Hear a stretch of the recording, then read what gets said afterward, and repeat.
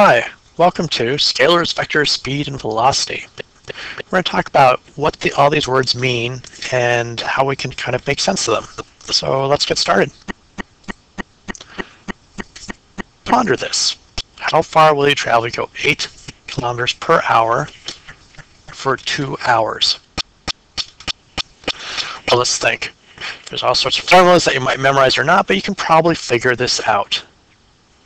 I'm guessing that most people would offhand say, oh, probably about 16 kilometers per hour.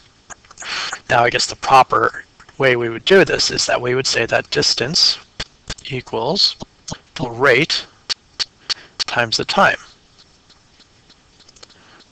And then we've put in our numbers here. I'm going to do this properly. Be a good example.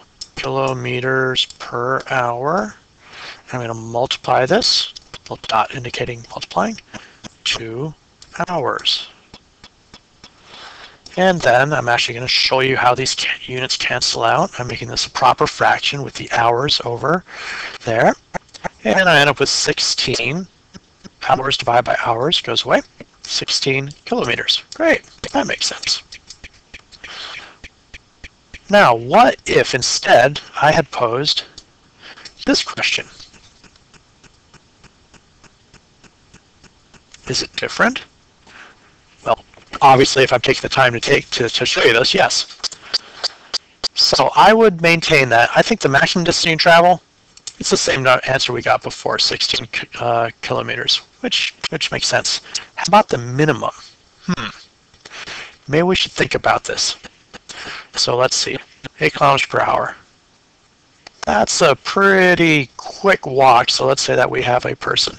Let's say we start right here. This is our starting point. Draw a little, I'm not sure what this object is, but this is where our person is starting. And oh yeah, by the way, I need to tell you, I cannot draw. So sorry, I'll do my best. So let's say they walk.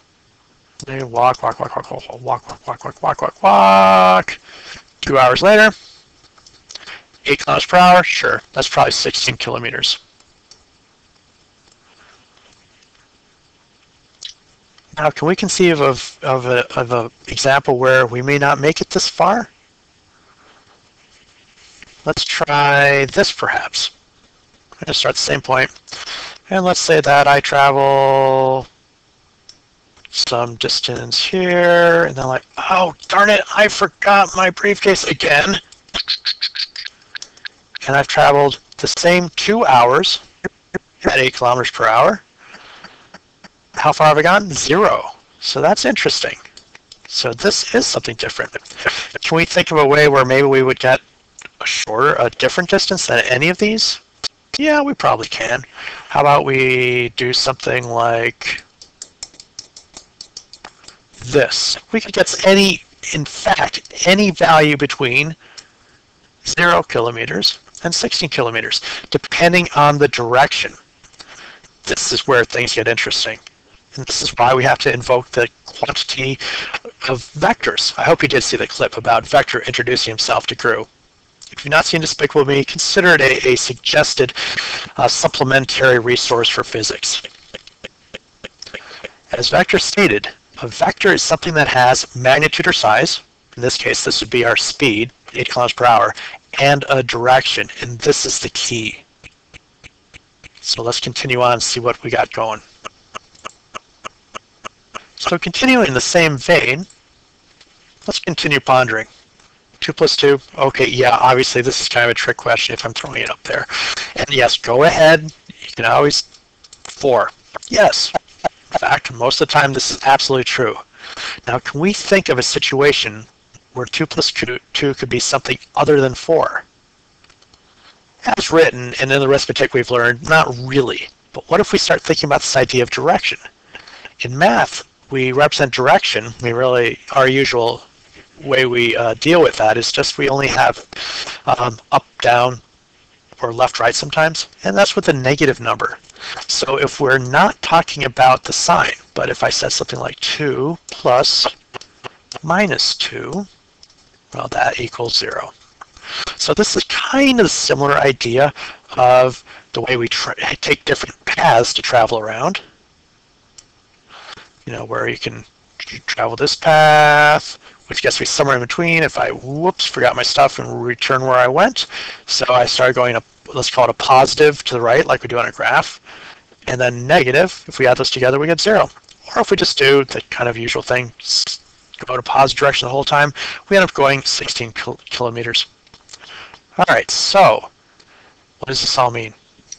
This brings us to vectors. Vectors are indicated by an arrow. Now there's a couple things we can do with arrows. And I can grab this, move it around. I can change the direction. So this would represent an arrow to the right. And in general, when we're talking physics, kind of keep life easy. We are pretty used to our little graphs, right? We've drawn these a lot when we were in school. We have usually call this X and Y. You can call whatever it happens to be. But typically, this would be positive X. And if we go the other direction, this would be negative X. And if we go down, that's usually considered negative Y. Okay, I think that's probably, we dredge that up from our memories. I'm going to go ahead and get that out of the way so we can make a little room. All right. So, as I said, I can change the direction of a vector. This can represent, say, even, I'm going to say velocity. There, I said it. I said the V word. Velocity is sort of like speed, except it has a direction. And that was the difference between the questions we asked. If I just say 8 kilometers per hour, that's a speed. It doesn't have a direction. Then if we add a direction to it, we can end up with all sorts of different results if we talk about that. So we need a special kind of thing called a vector. So this arrow might represent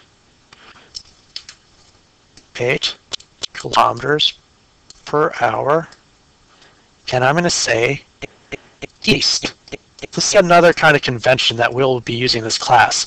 To the right, just like on a map usually, is to the east, or we could call it a positive direction, depending on what we're talking about. So just to kind of get you guys used to the idea.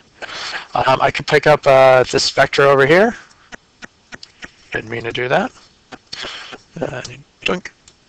Move this guy over here. I'm going to... All right, so what do you think I would call this guy, assuming that this is also 8 kilometers per hour, but this time we're going to call this north.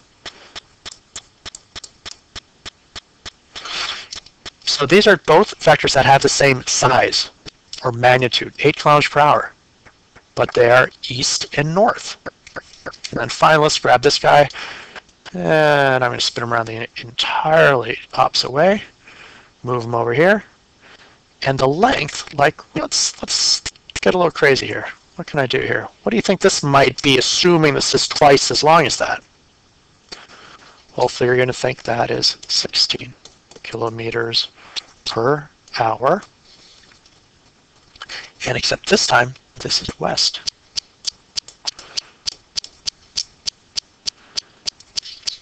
So let's think about what happens when I add these two. This would be exactly equivalent to me saying, I travel 8 kilometers.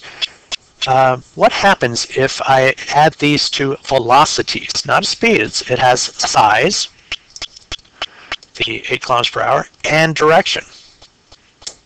And likewise, I have 16 kilometers per hour and a direction.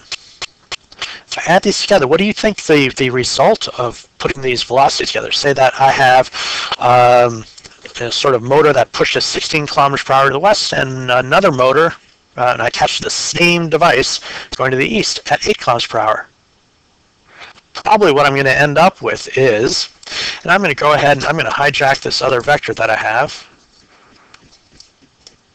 And what do you think? I'm guessing, I can't see you, so I'm just going to make an assumption here that you're going to say that, oh, overall we're going to move to the left or west, and probably we're going to be moving, what do you think? Probably 8 kilometers per hour to the west, because the west is bigger, has a larger magnitude. This idea right here, what we've got here, this is the result of these adding two, or if you're going to be official physics, resultant.